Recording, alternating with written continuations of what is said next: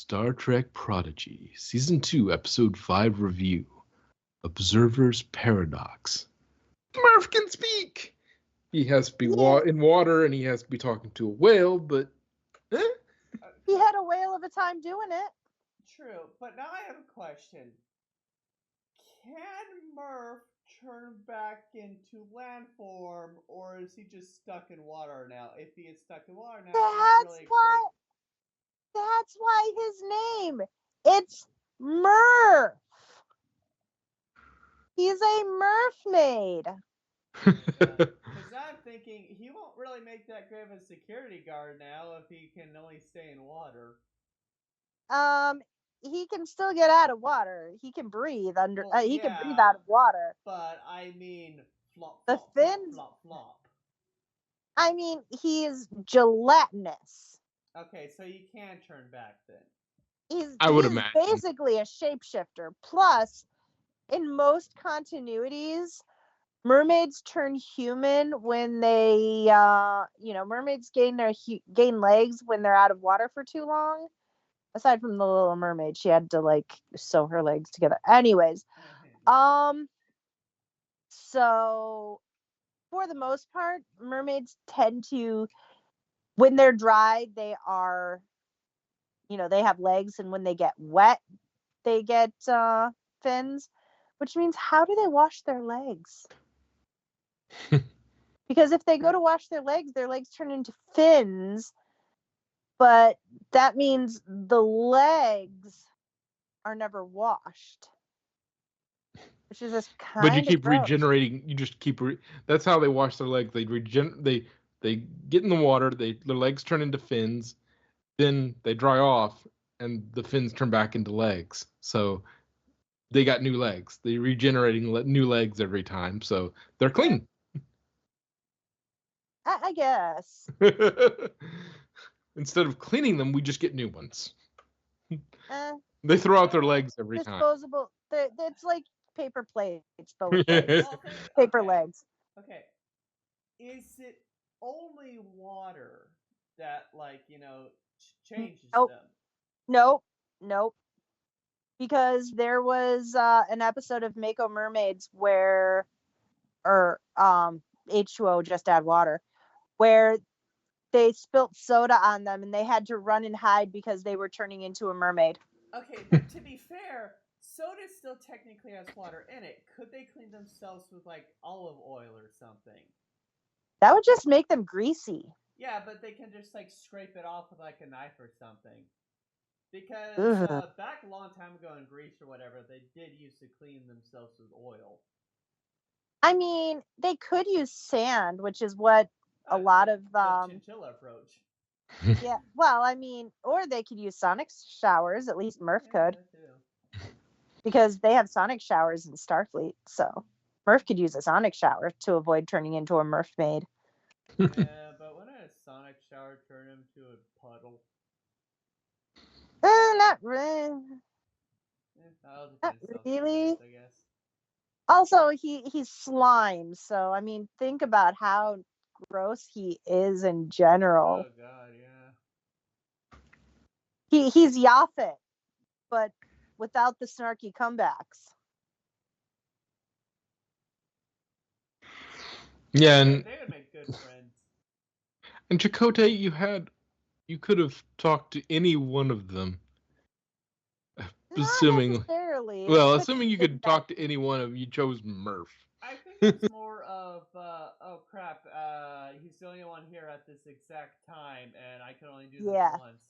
Yeah, it's possible that's the thing, but it's if he did have a choice, it's a dick move. Yeah.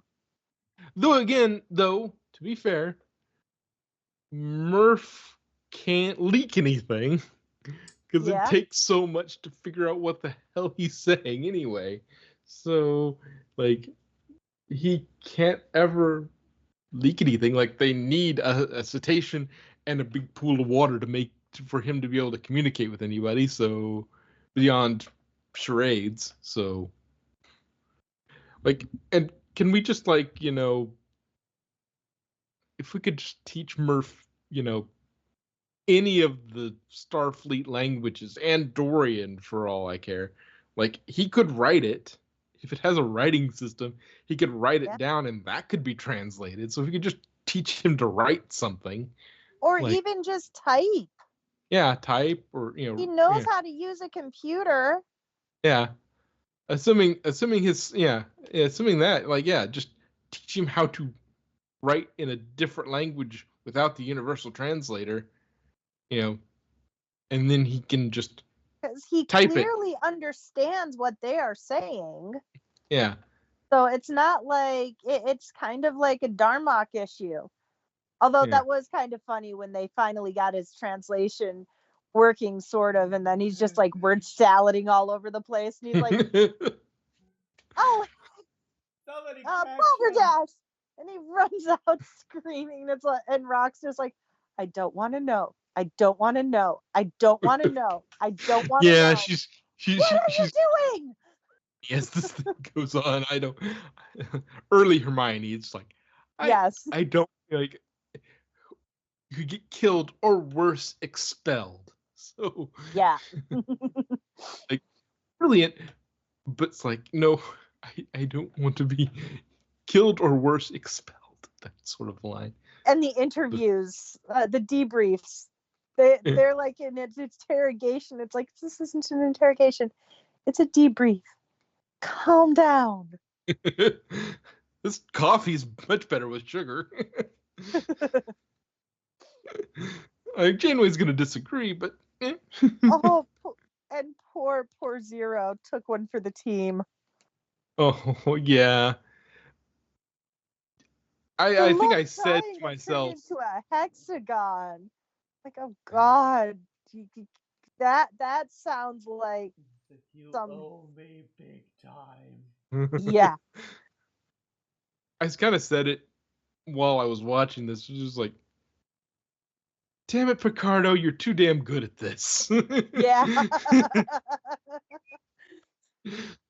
He does bring something to that role that's just. He really does. He knows how to play that kind of persona just so well. He's way too good at that, and it's just like, yeah, this is completely like, yep. But just getting absorbed in his own story, and it's like, oh yeah, get distracted. Yeah. But those interviews gave me a headache, and I don't even have a head. Yeah, and I'm just thinking, like, okay, when all is said and done, and they don't have to hide what they're doing anymore. Like, Rock's writing a paper on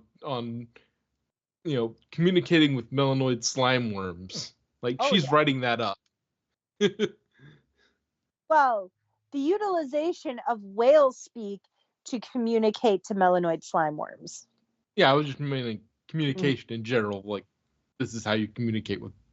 You have to do this. They have to be in water. You have to have a cetacean who can analyze, who can comprehend what they're saying, and then have the cetacean translate it back to you. That's how you have. That's the only way to talk with a melanoid slime worm. You can. They can talk. You need water and a cetacean, and cetacean. Land dweller translation. So it's but you can do it.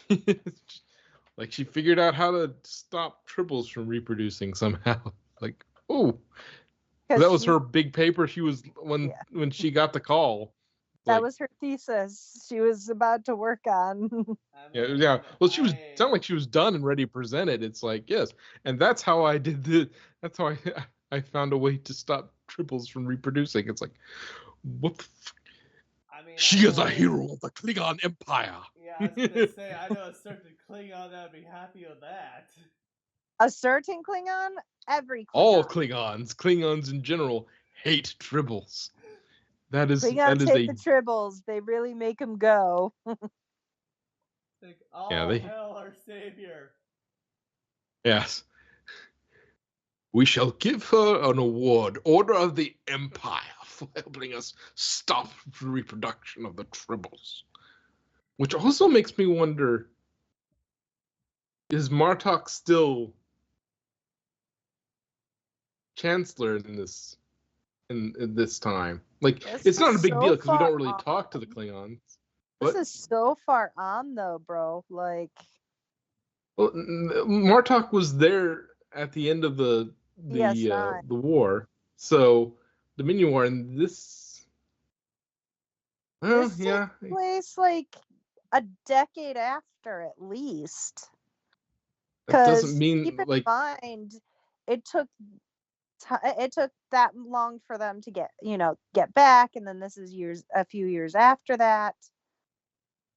So Yeah, well, it's this is just a sort of. long. And It's Klingons just don't Martok could still tend be to in last. charge. Yeah, but they don't tend to last. Well, no, the first one that we meet that Picard acts as sort of arbiter for, like he was pretty old. He was pretty old and fat when they got when he died. So like I guess it depends on because really, I mean, we only know a few like in modern times. Like there might be I don't know how much we know about. I haven't really watched a lot of TOS, so I don't know how much we know about like TOS and the original series movies. I don't know how much we know about how long emperors or chancellors tend to last. And so, but like of what I have to go off of is the guy that was poisoned, then Gowron, and then Worf almost, but then Martok. Like the only so like he seemed to have lived to an old age.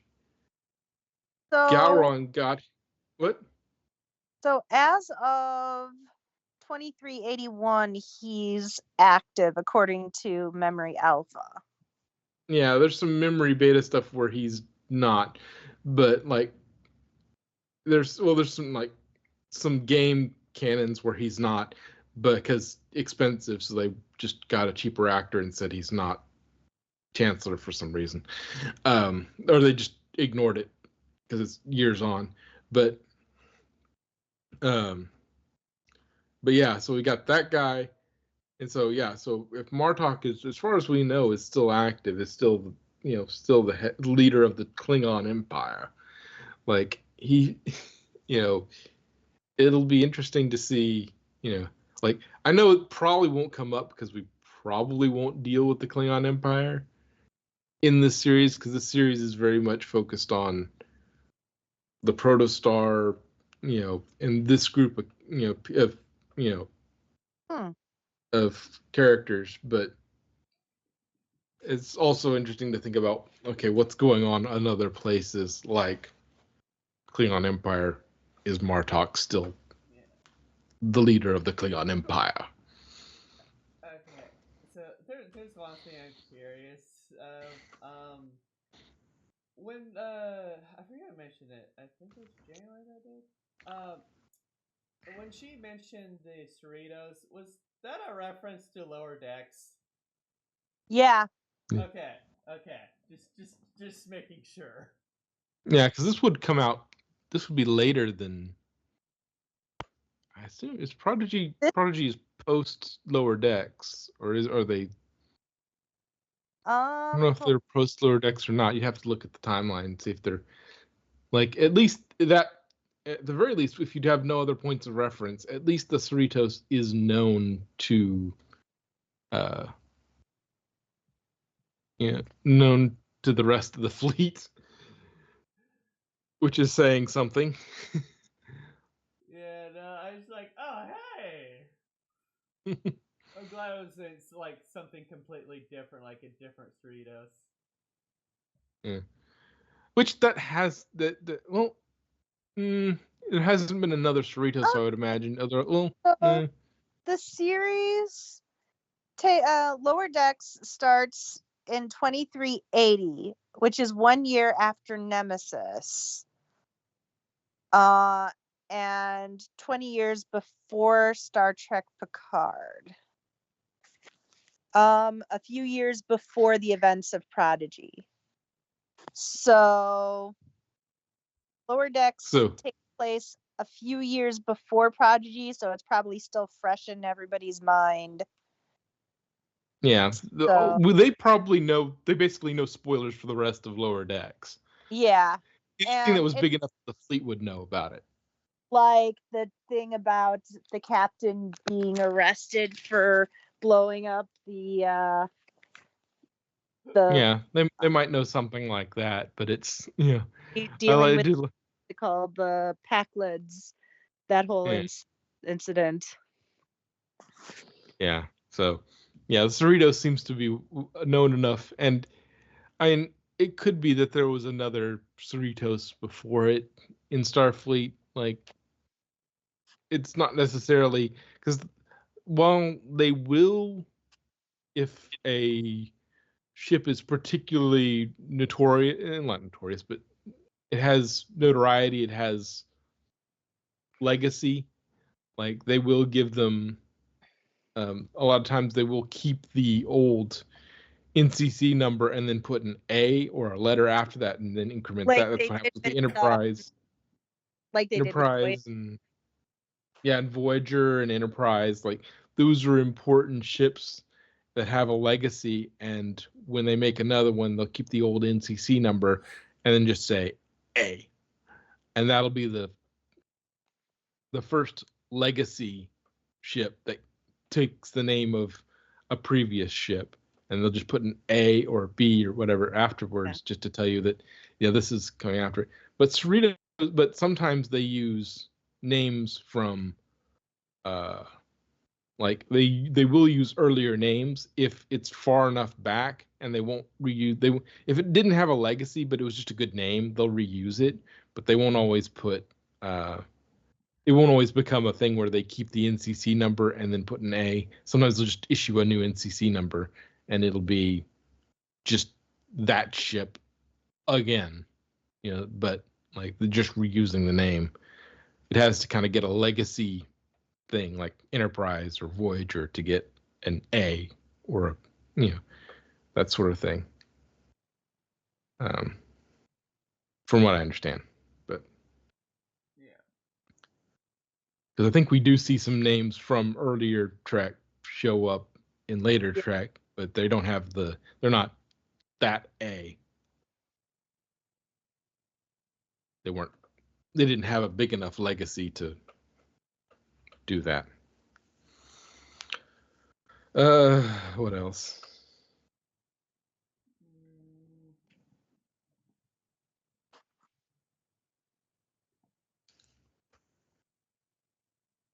Yeah, and then there's only one USS Cerritos in Starfleet. Yeah, and there could have been one off screen that we don't know about. It just wasn't particularly notorious. According to like search, it says there's only one Cerritos California class starship. Yeah, there's only one known to us on screen.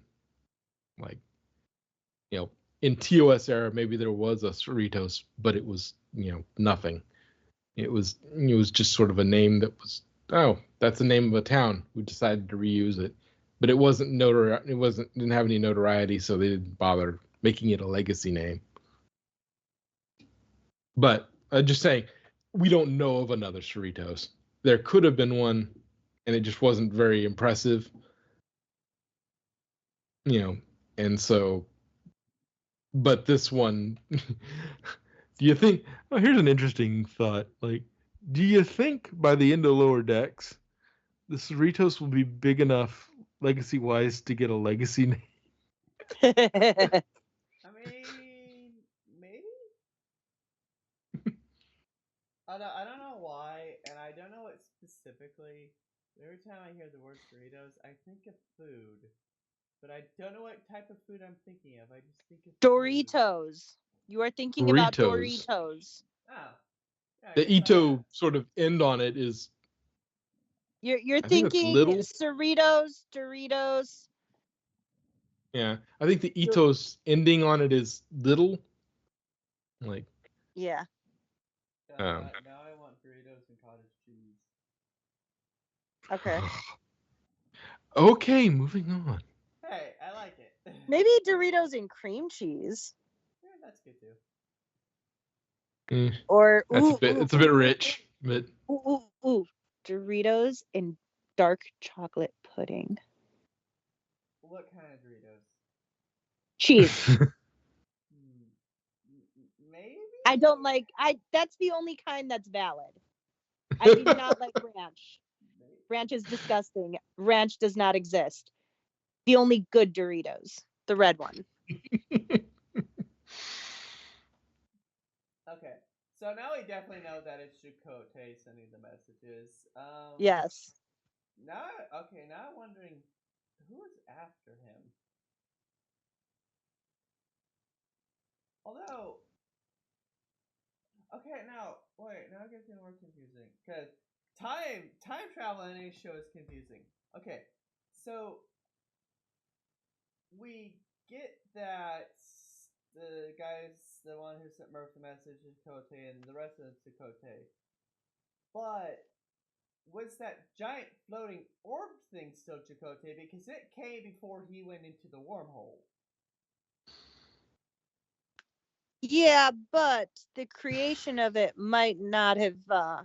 You know what I mean? Like, it might have been created because he went into the wormhole. Because if you remember All Good Things, like that thing was created because they were scanning it. So in other words, he was gonna go into that wormhole no matter what. Yeah, predestination thing. Yeah. Yeah, like what happened with All Good Things. The further back in time it went, the bigger it got because of the scanning from the future, because it's a temporal anomaly and wibbly wobbly timey wimey shit. Yeah, that was my next line. It's and all else fails. Wibbly from a non-linear, non-objective standpoint, it's more like a big ball of wibbly wobbly, timey wimey stuff.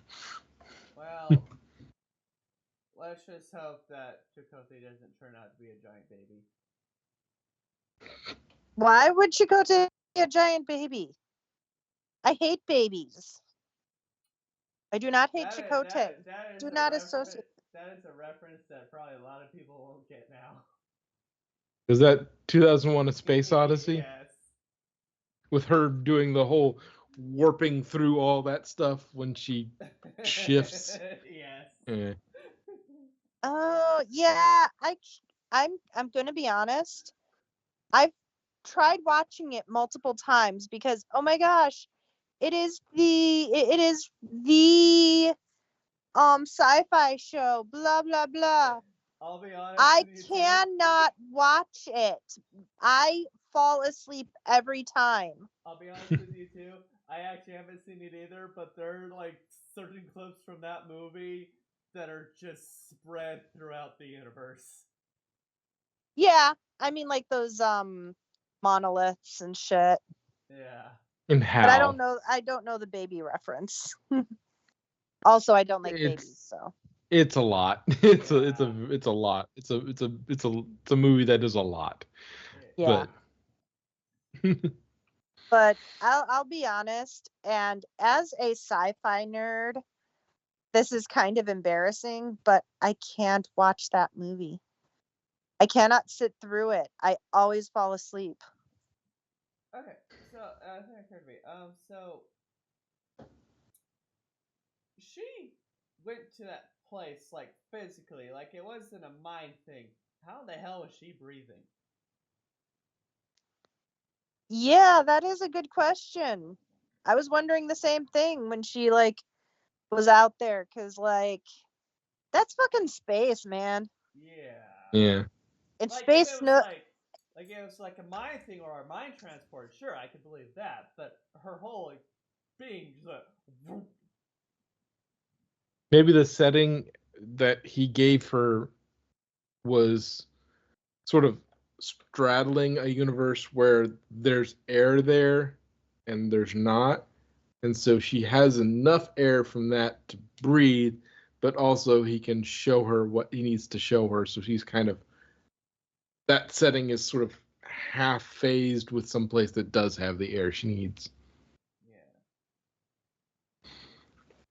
Well, I do wonder who the big bad in this one's gonna be. Jellicoe. He's tired of mean, Janeway and Chakotay's shit. He's just done with it. I mean, to be fair, Jellicoe always did kind of strike me as being a bit of a big bad. Well, see, he is like, he's always, whenever he was on Enterprise, he was treated as sort of, you know, the sort of the antagonist, the bad guy, but like he's actually he's a good guy. He's just has to think of the greater good, and he's a commander, a commanding officer. He is a head honcho. He has to look at things objectively and not just, follow. He can't follow his heart because he has to look at everything as a whole, because he has to deal with the repercussions of what's going down. Whereas, Janeway, she follows her heart. She's very caring, very, conscientious, and she does know how to make the big calls. But when she's too close to this, so she can't make the big calls. And even she's like, yeah, well, he's right. We've got to destroy it. Yeah. I don't want to. I want to rescue Chakotay, but he's right. It's too dangerous. We've got to destroy it.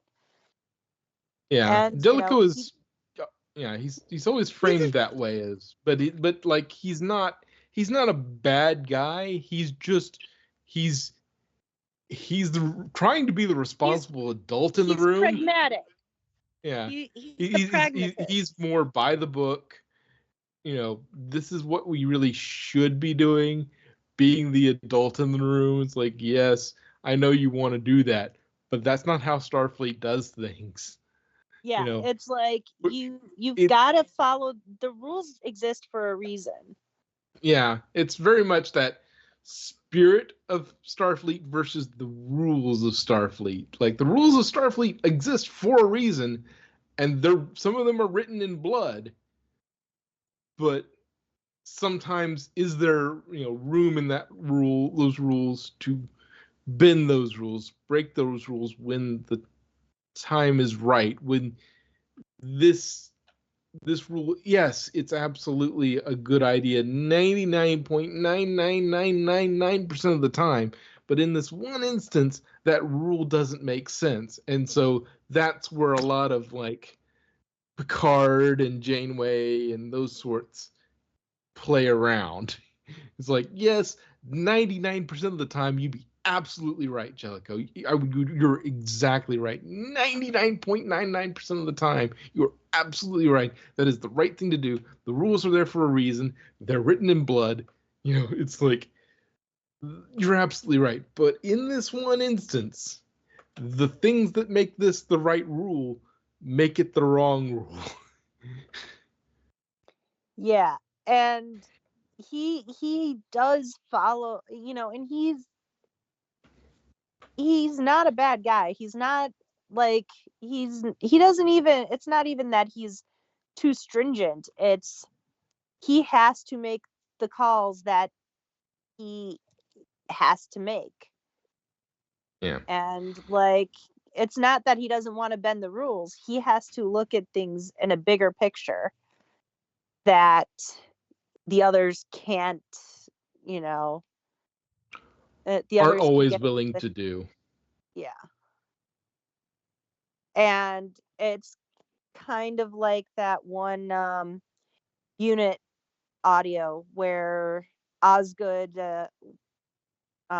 where they had that alien kid, and Osgood helped the mom defeat the dad in the army, when Kate said, no, you have to do it we have to give them both up because that's the way to save the world, and while Osgood did find a way around that, it's still, you have to look at the big picture, because sometimes the needs of the many do outweigh the needs of the few or the one. And you will remember those that you've lost because you had no choice. It will haunt you, but you have to make that choice. Mm-hmm. And, Janeway and Picard, and especially Kirk, they don't see the world that way. Dal doesn't see the world that way. It's why they're cinematically good captains, but at the same time, and they're good leaders for their people, but at the same time, there's a reason why they're not really in the Admiral. They're, even though they're called Admiral Janeway, Admiral Picard, they're not really admirals. Like, they're still I think captains. they got that figured out after they like admirals don't fly. Is like that's why Kirk kept trying to get why he got into so much hijinks is like, just let him stay as an admiral, but let him fly. He'll be much he'll be much better. You'll have much less hijinks if you just let him fly normally, because he's gonna get an itch and he's gonna do something, and you might as well just let him fly. Exactly. He's gonna do it anyway. You might as well put him on something that you can kind of aim that chaos bomb at something. Yeah. And so, and not Starfleet couldn't be 1,000 Janeways, exactly, or 1,000 Kirks or 1,000 Picards, because that would just be chaos. But you do need those few exceptional people that make the whole thing work. But you also need the Jellicos. Yeah, you need the Jellicos. You need, that sort of thing. Where because you need that structure to help keep it in line. It's like building a castle out of Lego instead of an actual bricks. Like, shit can be sturdy, but still pretty easy to knock down. Yeah. Well, it's also, in another way, it's like building for earthquakes. Yes, you have to build strong, but you also have to build flexible to be able to dissipate that energy. So there's a sort of a balance there. If you're too firm and too hard and too rigid, if you go too much Jellico, you become predictable and you become too rigid, and you don't get creative, and you don't get creative solutions that advance things. But if you get too much Dal, you get chaos, and you also can't predict anything, but in a bad way. He'll like, there are no win scenarios. I know Kirk and Dal don't believe in those, but I mean, the only reason why Dal was able to defeat the Kobayashi Maru was because he headbutted it until it broke. He didn't like adjust it or anything. He passed it, but after a million tries. Yeah, because he didn't believe in a no-win scenario. I gotta be able to beat this, and so, he's like, you need your Jellicos, but you need a few Dals. I mean, a little older, a little wiser Dals, but you don't usually put somebody like Dal in charge of a ship. But Janeway or a Kirk or Picard or somebody like that. You get, you need that balance of shifting. And I'm not sure, where would you put Cisco on that chart? Because he's mostly a rule follower. But he does get off Jellico, but he's closer to Jellico. Like, as far as structure goes, I would put him. I would put it Jellicoe, like of the main like captains within canonic Starfleet. Jellicoe, Cisco, Pike,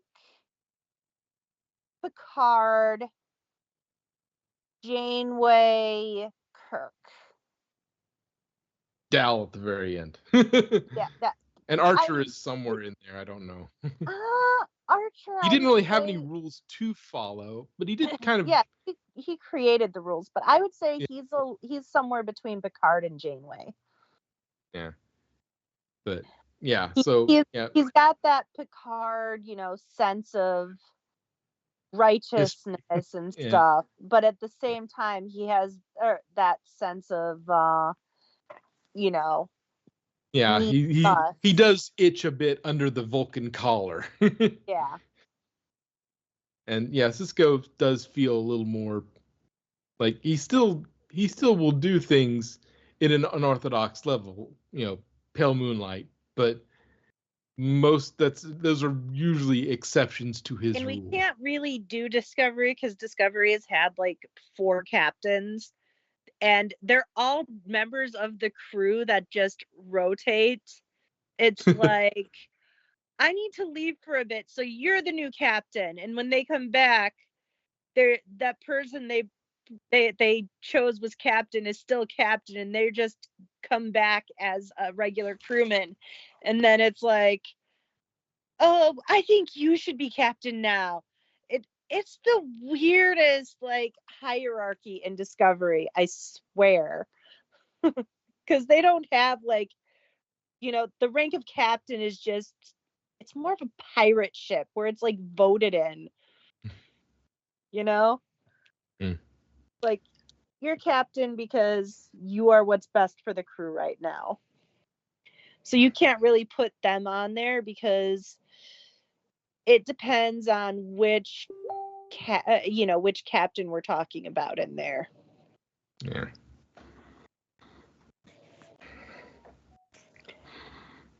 But yeah. Captain, oh captain. Yeah. Captain, I will do your chores. I will warm your cot at night and mop your cabin floors. That's from Devil's Carnival. Let's see what else.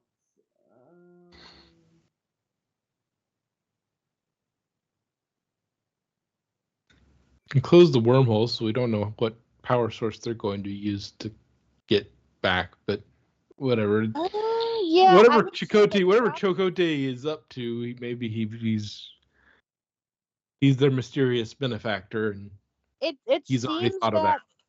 It seems that somehow his Akuchimayo Moyo thing, that rock that he's had for like a billion years that he received from his ancestors, is a map somehow, miraculously. Because that spiral was supposed to be the representative of that stone that he had even in Voyager that he received. Wait, that's right. In that Voyager episode, it turns out that symbol was from his ancestors from the Sky People, who were originally from the Delta Quadrant. Maybe that's where he is.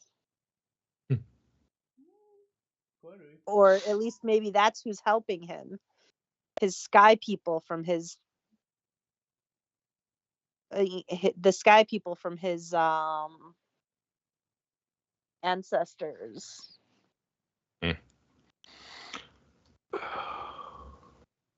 I think I can't think of anything else. We've squeezed this thing pretty hard for a 30-minute episode. Yeah. That what was her name? Morel did the did the stereotypic thing of my friends and the cool kids both want me to sit with them. Oh, who should I sit with? I'm sorry, guys. I got to sit with the cool kids. You understand, right? Yeah, she wasn't part of the crew. I mean, she wasn't a real straw hat. she started to be, but then the cool kids called her over, and she went full on mean girl.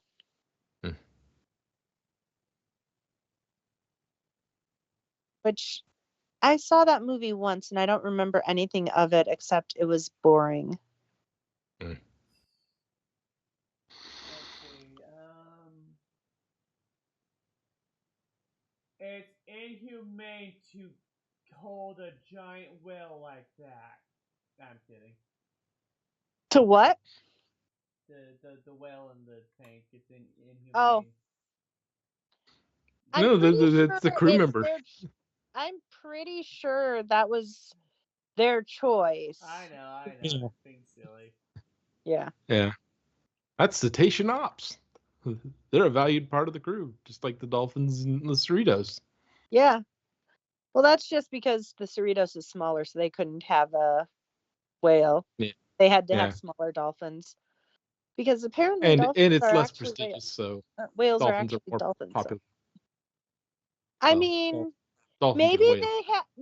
maybe they just had a very specific porpoise on there. Okay, I think that's a good place to stop. Yes, let's please stop. Stop before it gets worse. See you next week. I mean, well, I could go all day. Yeah. See you next week. Please don't. Goodbye. See you next week.